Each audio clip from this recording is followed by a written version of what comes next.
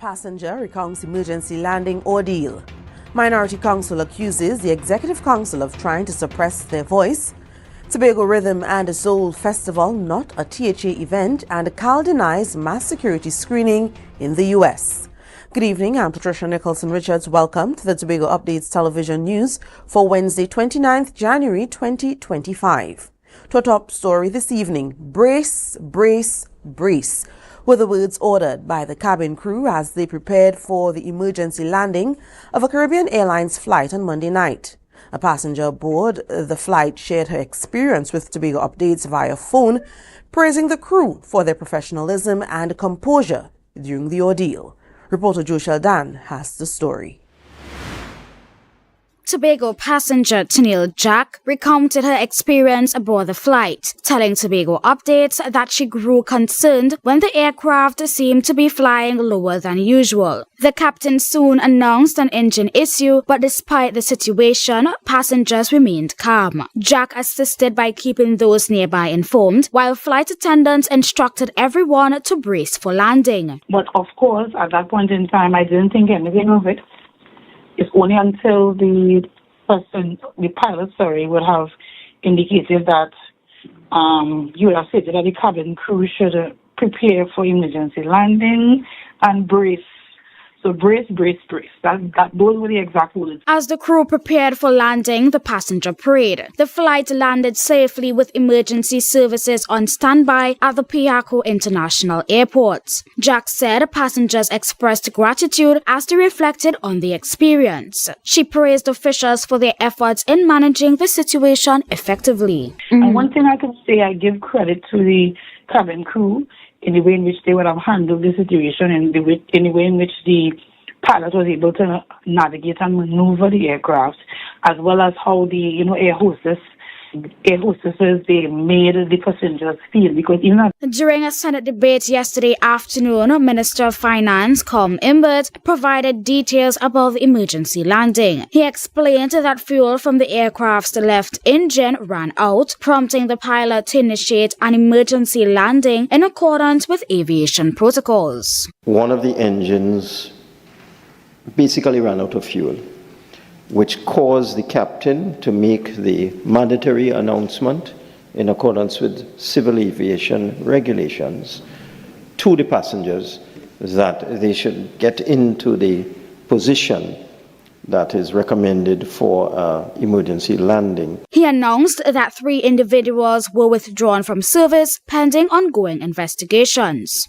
So they have been I don't want to use the word withdrawn from service, but the aircraft has been withdrawn from service, and these 3 individuals are not in active service at this point in time, which is normal when you're doing an investigation. Joe Sheldon, Tobago Updates, Television News. Staying with news involving Caribbean Airlines, the airline has denied reports that its passengers were subjected to mass secondary security screening upon entering the United States, specifically in Orlando, Florida.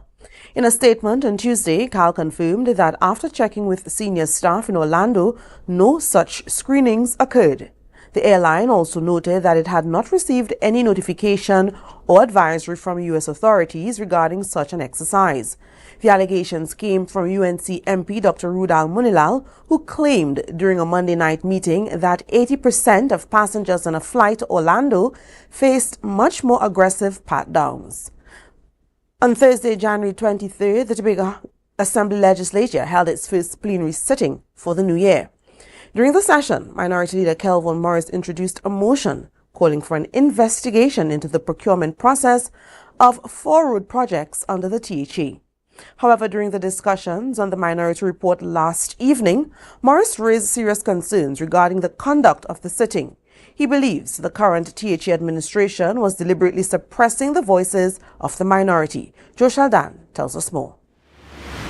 Minority Leader Kelvin Morris pointed out that out of the numerous sittings scheduled throughout the year, the minority only has about 2 opportunities to introduce a motion. However, he argued that during the last sitting, the minority's motion was not given the proper attention, unlike those of the Executive Council. On the day the minority has the opportunity to have its say, they chose not only to bring a motion, but to basically take the spotlight away from the minority.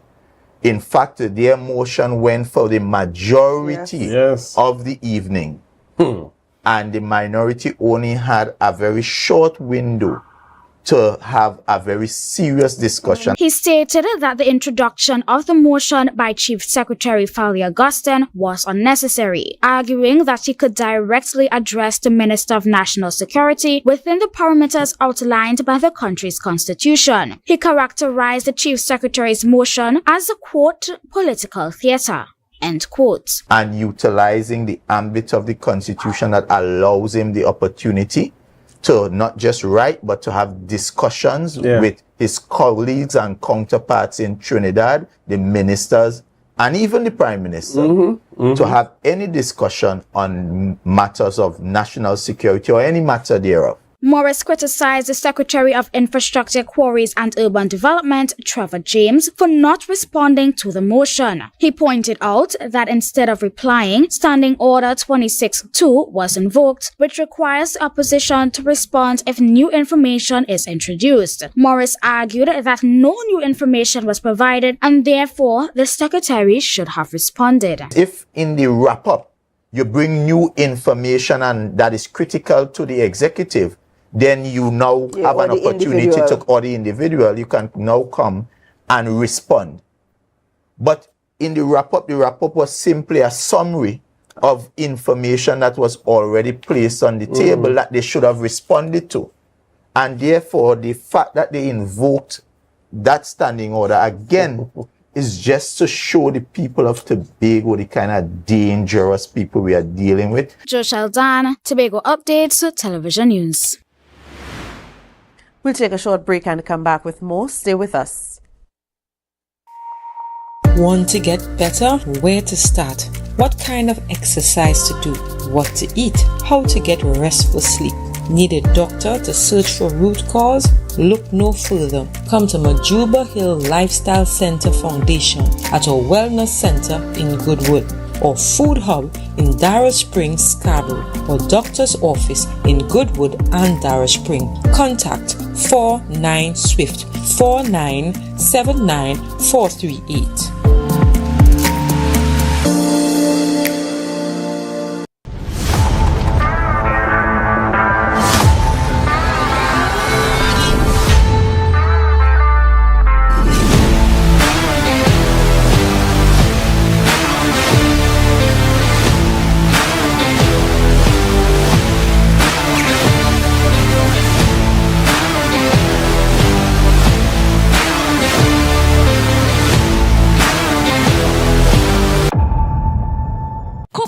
Cafe, the buffet restaurant that specializes in all your tasty local dishes for breakfast and for lunch. Breakfast includes coconut bake and sada roti served with chokers, bull joil and sausages in tomato sauce. Not forgetting beef and cheese pies, shepherd's pie, macaroni pie and rice in various styles. Meat served in a variety of flavors, garden salads and pasta salads. All this accompanied by fruit juices, coconut water, your choice of a great combination to appease your taste buds. So call us today to order, as we are here to accommodate your busy schedules or if you are having a cooking day off.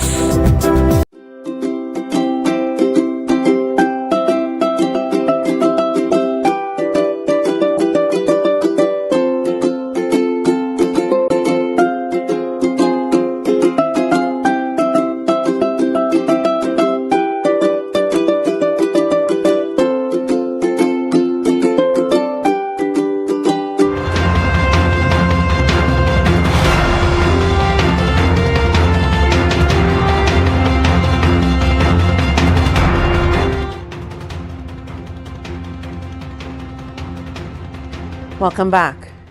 Despite criticism from the Minority Council, Secretary of Tourism, Culture, Antiquities and Transportation, Tasha Boris, is not disclosing the promoter involved in the Tobago Rhythm and Soul Festival.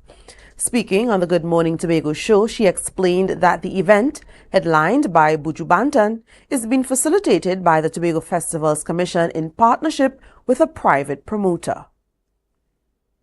The Tobago Festivals Commission Limited is an independent company of the Tobago House of Assembly, and they are empowered to get into arrangements with anyone. And they have their process, and we are guided by the relevant policies. They are guided by the relevant legislation.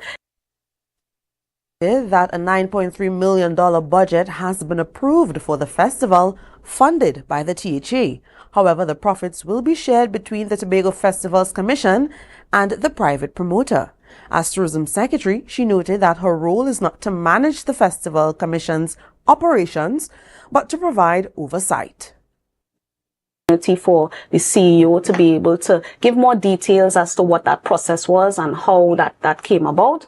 But essentially, the promoter is treating with mainly that fusion night, which was Buju Banton. And it was felt that instead of just letting Buju come and there's a one night only, that we can build out something around. Boris added that no one in the Executive Council will receive complimentary tickets for the show. Instead, they must purchase tickets like all other patrons. The Tobago Rhythm and Soul Festival is scheduled for April 17th to 20th. Tobago's role in the cruise ship industry still needs some refining, according to the Secretary of Tourism, Culture, Antiquities and Transportation, Tasha Boris. She believes Tobago must decide whether to cater to mass tourism, niche tourism, or both. Regardless of the choice, the necessary infrastructure must be developed to support it. More in this report from Candice Jackson. After observing Tobago's relationship with the cruise ship industry over the past 3 years, Tourism Secretary Tasha Boris has gained a clearer understanding of what needs to be done. More in terms of transportation, more in terms of improvement to our sites and facilities, more in terms of the tour offerings that we have, more in terms of encouraging more operators in this space, because right now we have one main operator who brings in the majority of the ships, and that we would want to encourage more persons to come into this sector and to be able to bring more ships of different sizes. While some progress is being made in the mentioned areas, Boris also stressed the need to define what kind of cruise ship destination Tobago wants to be. We have to be able to decide whether we want mass tourism or niche tourism, and that's a conversation that continues, because the reality is that Tobago is still next to Trinidad, and Trinidad may be positioning themselves to attract more mass tourism type activities. She explained that Tobago is currently most attractive to smaller European vessels. But these are the passengers that spend more in destinations, and they don't necessarily like to go to destinations where there's a lot of mass tourism going on, where they're seeing a lot of Americans and just a lot of people in the space. They want to be able to come and have more intimate experiences, more one-on-one, more bespoke type experiences. The division is also developing grants and programs to support businesses in the tourism industry, helping them provide high-quality experiences that meet the standards of cruise lines and other visitors. In the meantime, Boris assured that significant efforts are underway behind the scenes to attract more cruise lines to Tobago. So we have been able to cement some very solid partnerships with Royal Caribbean and Carnival Corporation through the work that I've done from the division's end. And we continue to cultivate all of those relationships with our smaller cruise partners as well. Tobago is expecting 40,000 passengers for the 2025 cruise ship season, a significant drop from the previous year, which saw nearly 100,000 cruise ship visitors. Candice Jackson, Tobago Updates, Television News. Well, progress is being made on the pilot program to manage the annual influx of Sargassum seaweed. Funded by the UNDP and the Japanese government, Trinidad and Tobago is one of 5 countries benefiting from this initiative. Guayaguayari has been selected as the test site in Trinidad, while Speyside has been chosen in Tobago. The cabinet-appointed National Sargassum Task Force is working closely with stakeholders to finalize implementation plans. Here's more. Sargassum seaweed has become a common sight on the shores of Speyside and other bays across Tobago. While its presence is currently minimal, it has previously blanketed entire bays, disrupting the fishing industry and other marine activities. Dr. Rahama Juman, Deputy Chairman of the IMA and Chairman of the National Sargassum Task Force, warned that the forecast for 2025 is not promising. The forecast is showing a lot of sargassum coming in this year. Sea currents and winds will determine how how much Sargassum seaweed reaches Tobago shores. However, what is clear is that a nutrient-rich runoff from North American farmlands combined with rising sea temperatures has worsened the problem since 2011, affecting the entire Caribbean. Finding a solution remains a challenge. The UNDP has been doing a lot of work trying to find the best equipment that can be used for our beaches. So they've been, hire consultants to advise on. So using heavy equipment like excavators can inadvertently remove too much sand and destroy turtle nesting sites, making smaller specialized equipment necessary. With a $2 million grant from the UNDP and the Japanese government, Speyside has been selected as one of 2 sites in the country to test this equipment. Tractors and so forth, lightweight tractors and trucks and so on onshore, but workboats and so forth, and the booms and the barrier offshore. Booms similar in nature to oil booms deployed during an oil spill to prevent it from spreading further into sea. So we would place the boom or the barrier to basically try to prevent it from coming onshore, and then we would have to take it off in the ocean using boats and so forth. The project also includes the development of an early warning system to monitor currents that track seaweed influxes. Dr. Juman stated that the IMA is leading this aspect of the initiative. We are doing work in trying to develop an early warning system using satellite imagery and drone and that sort of stuff, so that we could better assist in terms of preparing for when we know it's coming, we could prepare. The equipment is expected to arrive in the country in the coming months and will then be put into use. In the meantime, the UNDP is collaborating with the THA, TEMA, and Speyside residents to execute an effective Sargassum management plan. If successful, the plan could be implemented across the entire island. Candace Jackson, Tobago Updates, Television News. You're watching the Tobago Updates Television News. Follow us on Facebook, Instagram, and YouTube at Tobago Updates. More news coming up after this. When the game is on, you don't want to miss the best moments. With AMPLIA TV, you can enjoy our ultimate sports package and watch your favorite games on the go. Stay connected and informed with sports news, scores, and stats with AMPLIA's fastest internet speeds. Up to 1 gigabyte fiber internet, you can stream riveting football action, cricket, NBA games, and much more. With AMPLIA, it's game on. Visit amplia.co.tt or call 800-4663. AMPLIA. Do more, live more.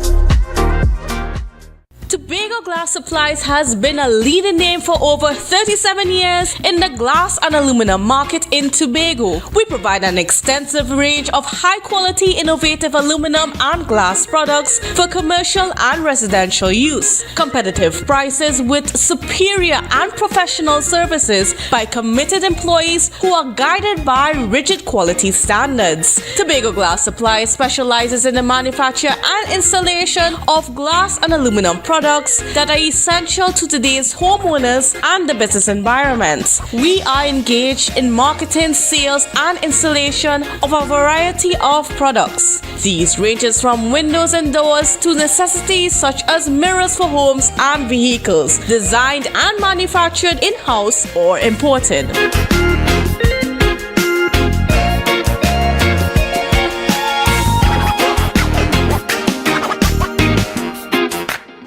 You can now get whatever you need whenever you need it anywhere in Tobago with Tobago. Your meals, medication, groceries, and shopping all delivered directly to you. No more hassle, no more stress. Get the Tobago app today on Google Play or Apple App Store. That's TAPPOGO and let us deliver to you. Check our website at www.tapogo.app or call the experts at 494-TOGO and 484-4746. Tobago.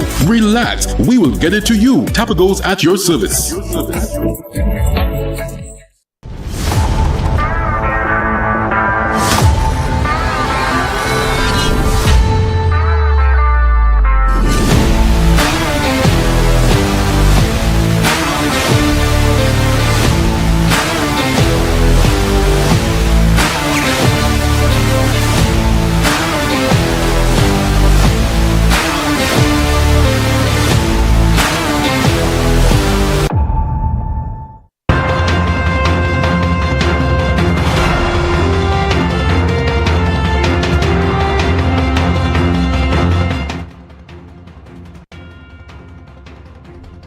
Throughout his campaign, U.S. President Donald Trump made it clear that upon taking office, his administration would initiate the largest deportation effort in history. This comes as the country continues to grapple with increased criminal activity, which he attributed to illegal immigrants. Speaking at his Make America Great Again victory rally before his inauguration, Trump stated that his goal was to make his deportation efforts larger than those of the 34th President of the United States, Dwight Eisenhower, whose deportation campaign currently stands at 1.3 million people. And very soon we'll begin the largest deportation operation in American history, even larger than President Dwight Eisenhower, who has the record right now. In November 2024, the U.S. Immigration and Customs Enforcement, ICE, reported that 1,445,549 non-citizens were detained for lacking proper documentation. Of this total, 1,197 undocumented migrants were identified as Trinidad and Tobago citizens. Our weather report is up next. Stay tuned.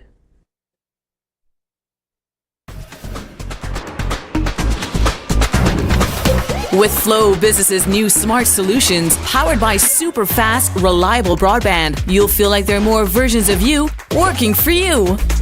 From website design, development, and digital marketing to promote your business, 24/7 business class support to cloud solutions, security, and more. Multiply your growth today.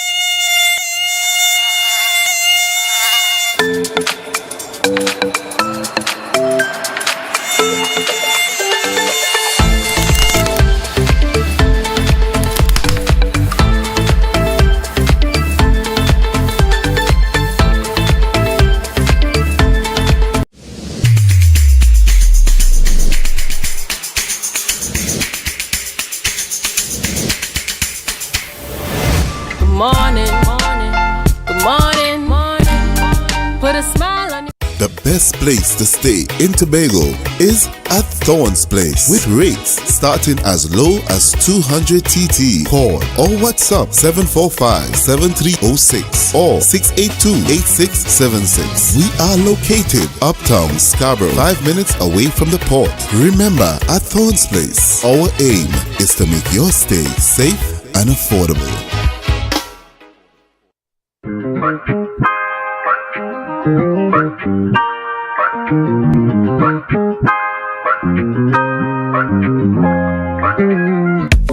Tonight I am here with the Giant African Snail Eradication Team, a small but dedicated team of men who work tirelessly every night to help suppress and eventually eradicate the giant African snail in the infested areas of Tobago. The giant African snail, as you know, is a pest of several species of plants and is also the vector of the rat lungworm that can cause meningitis in humans. Tonight we want to emphasize the need for public participation. We have our dedicated staff here who work tirelessly on a regular basis to eradicate new spaces. However, the exercise will only be effective if we have cooperation and coordination with members of the public. How can you help to help us eradicate the giant African snail, you may ask? You can do that by checking the division's Facebook page every Monday, and you will see the eradication schedule. If you have the time, you can avail yourself by calling or WhatsApping 482-7528, which is the Plant Protection Hotline, and volunteer to work alongside the eradication team. Why is that important to come out and work with the eradication team? We have 5 men here working, but if we have an additional 5 pair of eyes, more snails can be intercepted.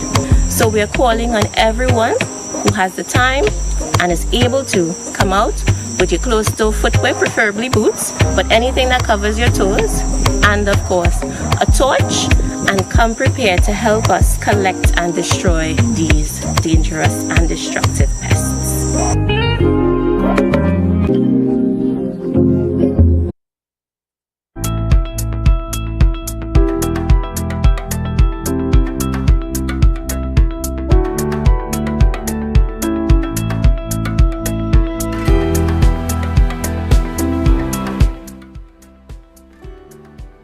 Now for a look at what you can expect from the weather from the TNT Met office. Tonight is expected to be a few lingering showers that will give way to a generally fair and at times breezy night. Temperatures will drop to about 24 degrees Celsius. For tomorrow, you can expect generally fair conditions, slightly hazy and at times breezy, despite the likelihood of 1 or 2 brief passing showers. Winds may gust at times, especially in the vicinity of showers. Tomorrow's daytime temperature would be around 31 degrees Celsius, with a heat index of about 34 degrees Celsius.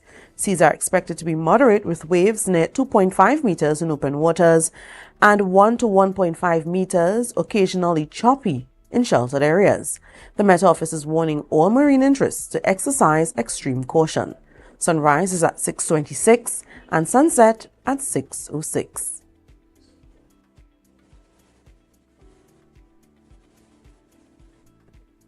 And that's how we end this evening's newscast. Here's a recap of our headlines. Caribbean Airlines passenger recounts emergency landing ordeal.